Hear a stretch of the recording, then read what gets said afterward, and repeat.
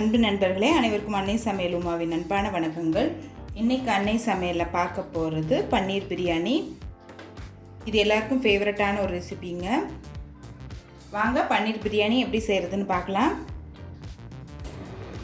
கடாயில் தேவையான அளவு நெய், இதில் 200 கிராம் பன்னீர் சேர்த்துக்கலாம். 1/4 டீஸ்பூன் மஞ்சள் தூள், 1/4 டீஸ்பூன் மிளகாய் தூள், 1/4 டீஸ்பூன் கரம் மசாலா. பன்னீரை நல்லா ஃப்ரை பண்ணிக்கலாம். ரொம்ப கலர் மாறக்கூடாதுங்க, லேசாக கலர் மாறினா போதும்.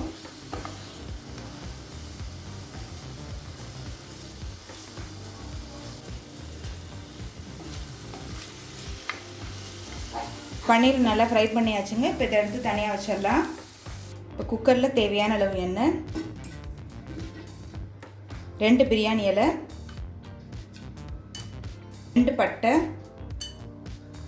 2 கிராம்பு, 1 டீஸ்பூன் சோம்பு,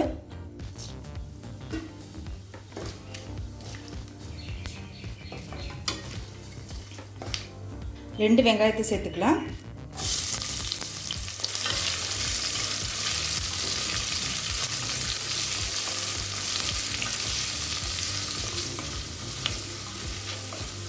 அடுத்தது கொஞ்சம் புதினா,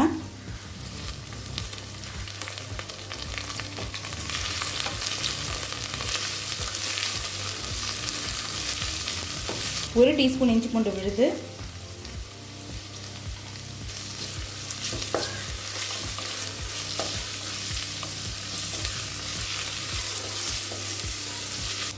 ஒரு தக்காளி, தேவையான அளவு உப்பு.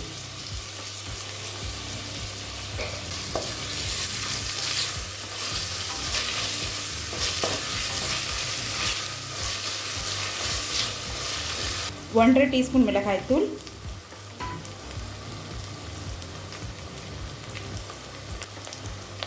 1 டீஸ்பூன் பிரியாணி மசாலா. இது வீட்டிலே செஞ்ச பிரியாணி மசாலாங்க. டிஸ்கிரிப்ஷன் பாக்ஸில் லிங்க் கொடுக்குறேன், கண்டிப்பாக போய் பாருங்கள்.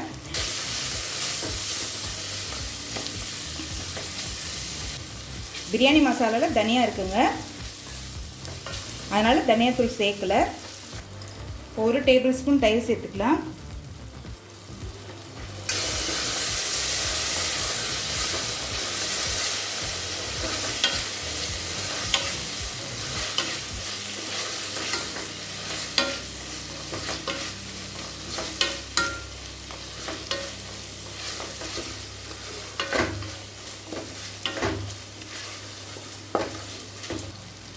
இப்போ அடுத்தது தண்ணி சேர்த்துக்கலாம்.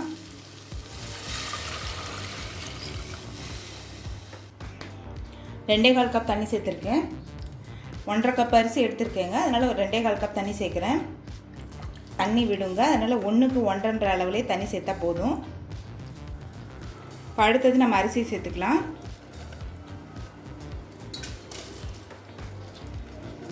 ஒன்றரை கப் அரிசி சேர்க்குறேங்க.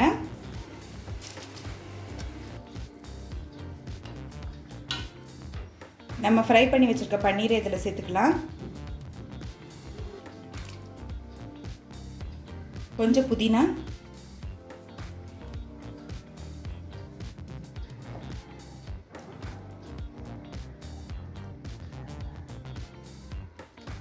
மூடி போட்டு குக்கர்லேருந்து 2 விசில் வந்தோடனே இறக்கி வச்சிடலாம்.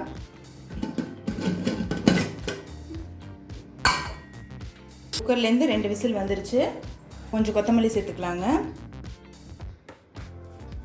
மெதுவாக கிளறிக்கலாம்.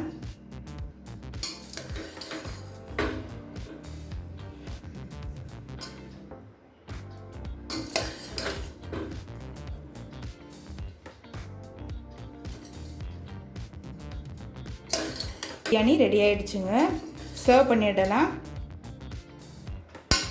இப்போ சுவையான பன்னீர் பிரியாணி ரெடி ஆகிடுச்சு. ரெசிபியை ட்ரை பண்ணி பாருங்கள், கண்டிப்பாக உங்களுக்கே பிடிக்கும். ரெசிபி பிடிச்சிருந்ததுன்னா வீடியோவை லைக் பண்ணுங்கள், கமெண்ட் பண்ணுங்கள், ஷேர் பண்ணுங்கள். இது வரைக்கும் அன்னை சமையல் சேனலை சப்ஸ்கிரைப் பண்ணலன்னா சப்ஸ்கிரைப் பண்ணுங்கள். தேங்க்யூ.